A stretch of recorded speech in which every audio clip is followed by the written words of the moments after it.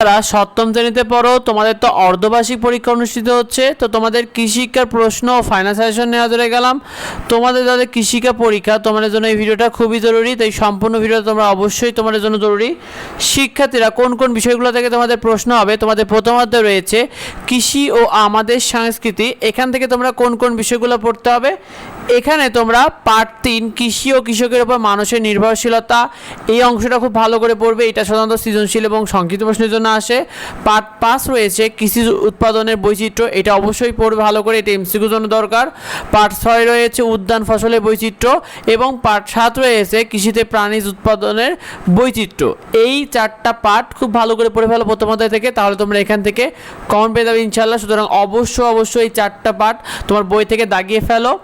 শিক্ষার্থী তোমাদের দ্বিতীয় অধ্যায়ে রয়েছে কৃষি প্রযুক্তি। এখানে তুমি পার্ট 1 পানি সেচের প্রয়োজনীয়তা এবং কার্যকারিতা বৃদ্ধি, এইটা অবশ্যই ভালো করে পড়বে, বিশেষ করে সৃজনশীলের জন্য। আর পার্ট 2 রয়েছে সেচ পদ্ধতি, এইটা তোমাদের সংক্ষিপ্ত প্রশ্নেতে অবশ্যই আসবে। যদি সৃজনশীলে না আসে তাহলে সংক্ষিপ্ত প্রশ্নে এটা পেয়ে যাবে।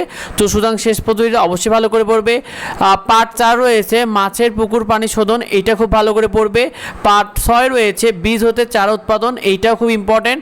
তোমাদের এই 4টা পার্ট দ্বিতীয় অধ্যায়ে অবশ্যই বেশি করে পড়বে, এটা এমসিকিউর জন্য অনেক বেশি ইম্পর্টেন্ট এই 4টা পার্ট। তো অবশ্যই বই থেকে এই 4টা পার্ট দাগিয়ে ফেলবে। তোমাদের তৃতীয় অধ্যায়ে রয়েছে কৃষি উপকরণ। এখানে তুমি পার্ট 1 রয়েছে উদ্ভিদ পুষ্টি উপাদান, পার্ট 3 রয়েছে পুষ্টি উৎপাদনের অভাবজনিত লক্ষণ, পার্ট 5 রয়েছে গৃহপালিত পাখির পুষ্টি উপাদান, পার্ট 9 রয়েছে জৈব সার। এই জৈব সার তো খুবই ইম্পর্টেন্ট, বিশেষ করে সৃজনশীলের ক্ষেত্রে অবশ্যই ভালো করে পড়বে। এবং পার্ট 10 সবুজ সার তৈরি, এইটা পড়বে। অর্থাৎ এই 5টা পার্ট তৃতীয় অধ্যায় থেকে অবশ্যই ভালো করে পড়ে যাবে, কারণ তৃতীয় অধ্যায় তোমাদের জন্য অনেক বেশি ইম্পর্টেন্ট, বিশেষ করে এমসিকিউ এবং সৃজনশীল দুইটা ক্ষেত্রে।